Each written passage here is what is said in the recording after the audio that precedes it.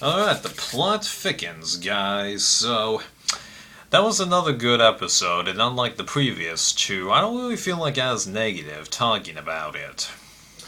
Although you would think I would, based on what happened to Rocker, but based on what I learned from Rob Sesternino's videos and his Survivor Live thing with Malcolm, more on that later, I now have a tad bit different perspective on Rocker, which I'll hopefully get into, and I highly recommend you guys check those videos out. You'll learn a lot.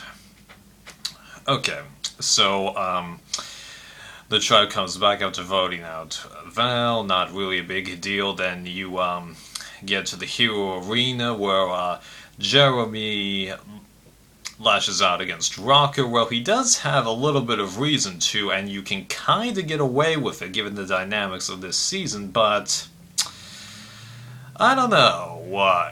He does seem to be getting a little bit more of a villain edit as we keep on moving. Steven was suggesting the same thing, because now that Rocco's gone, he's kind of predicting, along with Rob, that Jeremy could be the main villain, rather than Drew, who's just going to be the idiot of the season. But I think we saw that coming, yeah.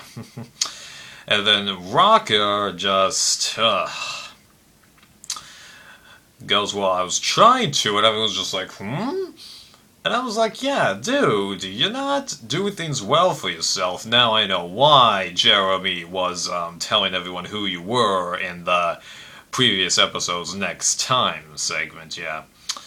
So, for the duel, that was a smart move by Koyopa, the Orange Tribe, selecting Keith because they figured that he wouldn't be that great at it, but turns out he gave Wes one heck of an opposition, and really, Wes won by luck, I think, because both of them had trouble balancing and holding the things on that paddle, and yeah, like, I was amazed at how small the paddle was and how small the post was that, supported the plaques at the end, because like I would have figured that the paddle would have been a little bit bigger, and that once they're on the edge, you don't have to worry about any of them except the top, but turns out they were constantly in danger of knocking over all those tiles, so whoa. Yeah, that would have been tough. But ultimately, I wasn't too bothered by Wes triumphing over his father, because I viewed it as just a fun challenge, and it's not so much the duels that matter here, it's the immunity challenges and what happens in relation to Exile Island. Keith selecting Josh, well, I think most people out there saw that come. I mean, even though Keith didn't really have that many clues, even though it does seem like, from what I've heard in Rocker and Val's interviews, that these tribes seem to be interacting a little bit more than normal, even though obviously there is the theme Blood vs. Water present there that would mean you would, yeah. And the third clue for the idle man, like if I thought Rocker's clue was kind of clear, but now they've spelled out the clue completely. I mean, like, how much more obvious can you get in a clue, really? You can't make it that much more descriptive than that clue. And I'm amazed that no one from Hunahpu, the Blue Tribe, has found the idol yet, although I'm thinking it'll change next episode. More on that later, hopefully. The rest of the discussion on Exile Island, nothing to comment there. Jeremy spilling Rocker's bit to the rest of the tribe. It makes sense, as I've already mentioned, and I do think it is somewhat better for the tribe to know Rocker's past, although it seems like now a lot of the people are a lot more fine with him than one would think, because based on everything that Rocker mentioned in his interviews, it seems like everyone viewed him, given how they knew him in the game, as fine. They don't approve of his remarks, but even, I think, Josh kind of mentioned to Rocker a couple of times that, you know what, I'm okay with what you've been doing here. I mean, like, I know that I need to get rid of you, but you're just another contestant to me, it seems. So, goes to show that I maybe shouldn't have judged Rocker as much, even though I honestly think I judged him a little less than I think a couple of other people did, although who I'm thinking of I honestly cannot remember. Nothing to comment on the Orange Tribe between the challenges. Oh yeah, what about Julie? Well, she's got a whole world of emotions going on in her mind because yes, she's attached to Rocco, but she's attached to her tribe. She feels for Rocco, she feels for herself. How do you react to something like that? I really do not know. Trust me, because like if I was out there with my brother, okay, and he's getting himself in trouble, out of the two of us, I define him as the more outspoken, but I could easily get myself in trouble as much as he would, okay? But yeah, I kind of feel the same way. And that was a nice moment with Missy trying to comfort her. The immunity challenge, man, that was an intense challenge. I mean, like, I don't think we've seen that many challenges where the people are just going at it, and it seemed like the people that were getting bruised up, according to Rocker. So, I'm bummed that they didn't show that because the last season that I think we saw people really getting like beat up in terms of challenges was I think Philippines, and then before that I think it was HVV. Then Micronesia, and then Guatemala. So it's just kind of like that. I just wish we could see more of that because, like, before I started watching these seasons as they aired, Guatemala was the last one that I saw for real, and I was looking at those challenges and I was going, oh man, that is a Survivor experience all on its own. It's a bummer we can't see that, but it's not old school anymore. They've changed things, trying to make things a little easier, keep the tribes equal, spike drama, yeah. Not completely a bad thing, but it's a bummer to not see some of the other stuff. So, even though I thought there was more likelihood that the blue tribe could lose, I was still hoping that they would actually win this one. Why, I'm not entirely sure, it's just how I felt. And I was pleased when they won, especially after, like, Alex slammed it to Julie. I've heard some people say it was an accident, and even when it was just that, I go, okay, you know what?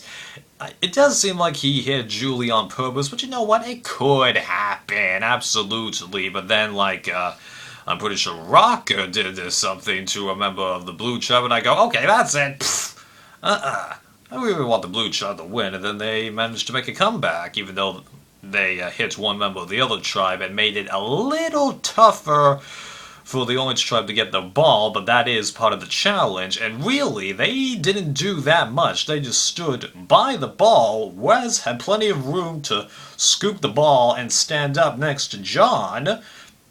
The only issue was John was in such a perfect position that Wes just couldn't really shoot the ball unless he moved or let John shoot first, so yeah, I don't view that as like any bit of cheating, and I'm surprised Jeff never mentioned if you're allowed to actually make it tougher.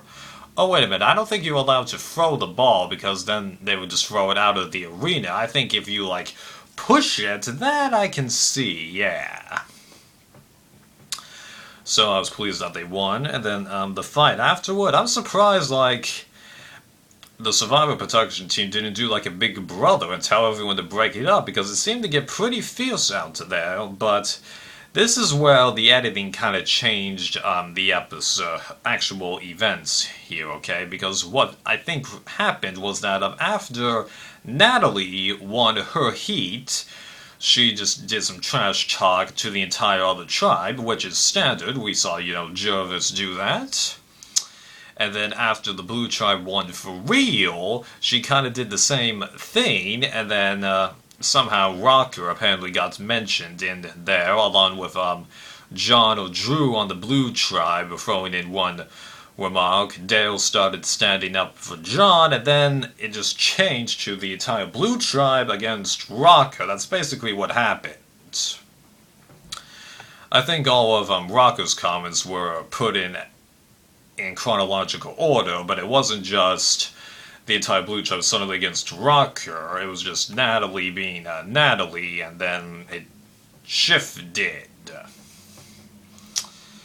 So not too different, but I feel like it should be mentioned. So going back to the camp, it becomes obvious that it's either Baylor or Rocker going. But Rocker does do an interesting job of trying to keep everyone on his side and also trying to keep the girls to vote out Dale. So, yeah, that's a nice move on his part. It doesn't look the best given what we've seen him in terms of personality-wise, but it's really his past making him look a little bit better, because if we ignore what he's done before Survivor and you look at what he's just done in the show, he's an ordinary guy, if you ask me. And that's not even counting what I saw with him in his interviews, where he was a lot calmer, explaining that he had good relations with some of the contestants there, and he actually had a nice time, and that he actually did indeed want to get sent to Exile Island, although his frustration, I think, was still real, so... But then Josh changes it up again after revealing that he actually was the one that switched his vote. Thank you. I'm surprised CBS didn't do that on their own. Ugh. And I was hoping that they would flip, because I do kind of like the Josh and Baylor storyline, even though it is kind of, I don't think this is a good tone to use, like inflammatory, meaning that even though they want to get along, they're having a tough time given the nature of the game. But, of course, there are merits to keeping Rocker around, both beneficial for the tribe and personal reasons. So the tribe, well, that was tense, and then Jacqueline, in the moment that doesn't dispel the dumb blonde stereotype, almost spills it, but then Wes and Josh are amazingly able to get Rocker to not even notice that there's really anything going on, and then everyone except Dale switches their vote to Rocker and blindsides him, and I was a little bit surprised that Alec ended up going along with it. Although, of course, if he hadn't gone along with it, I think John would have played his idol. And there was actually a part of me that was hoping that he would, because that meant that he would just lash out at the rest of the tribe, and that kind of would have been epic, I think. But in the end, he gets blindsided with an idol in his pocket, and I'm pretty sure he's the second person to be voted out with an idol in their pocket pre-merge, the other one, of course, being Garrett. And Steven brought up an interesting point. Are they going to re-hide the idol? Well, given that Hunapu's idol hasn't been found, you can't really just put it in the same place, I think. So there is a possibility that, like with One World, they'll just plant a second idol in the very first round of the merge, so there technically still is two idols, but after that, just go down to the one idol thing like they've done in every season except Carol Mode, and we still don't have an explanation for that. That really annoys me. Anything else to mention about the episode? Oh, and how do I feel about all the guys on Koyopa minus Josh and where they stand with their tribe after this? So Dale, well, nobody talked to him, and even though he's probably going to be on the outs, it's not going to be like for any bad reason. It's just the game shifted and just happened to push him away. So they definitely still like him, it's just they didn't talk to him. Wes, I'm hoping that we can get a little bit more from him, because I think he actually has a fairly nice brain. Not as good as Josh by any means, but Wes can do stuff. So I'd like to see more from him. Alec, I don't know where I stand with the guy. I think he's better than his brother, but if you look at where his brother is, that's not saying much.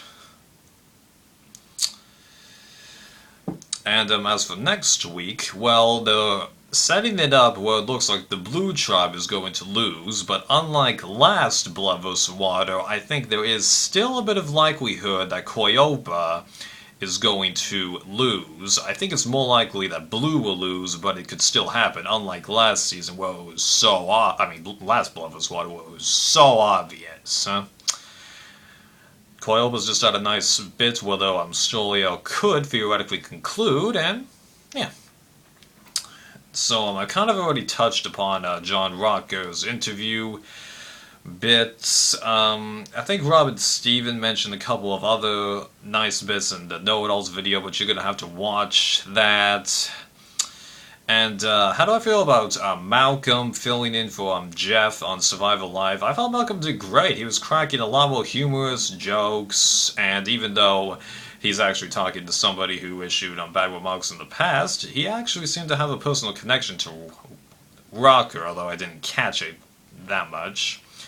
And it's just better seeing somebody who's actually on Survivor interview the people, because he filled us in on multiple details of like how production deals with people, because he revealed that you actually see like medics every day on the island. So just, yeah, have a Survivor castaway host the Survivor stuff. People all have somebody who has never been on a reality show do it, but is like an ultra fan, like Dalton Ross, you know? Come on, I mean, like, I know I'm being a little hard on Jeff again. I'll freely admit it, okay, but it's just how I feel, alright? But hey, if Jeff comes back, I'm not going to be completely annoyed with that, because I think he is doing a nice job as a host. I just think a Survivor contestant that we recognized is more qualified for this. Yeah, but not a big deal. So, this was about as long as the other episodes, but I had a much funner time making this video than the others, so looking forward to the next episode, and I think it's gonna be a lot of fun. Oh, how is Drew gonna shoot himself in the foot now? Oh boy.